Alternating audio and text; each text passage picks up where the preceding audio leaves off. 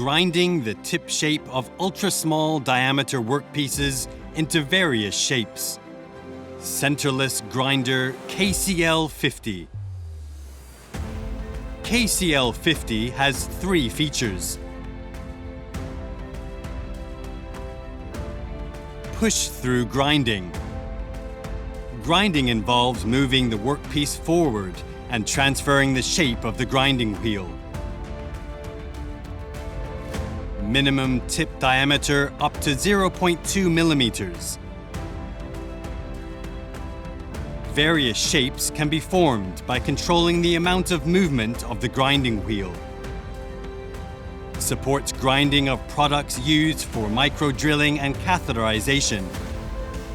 KCL50 can be equipped with discharge truing. Truing metal bonded grinding wheel on the machine. Truing without damaging grit by melting and removing metal bonds with arc heat.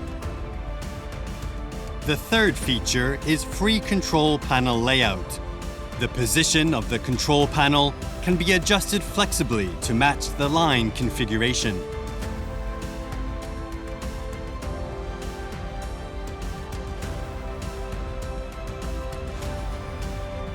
Centerless grinder KCL50.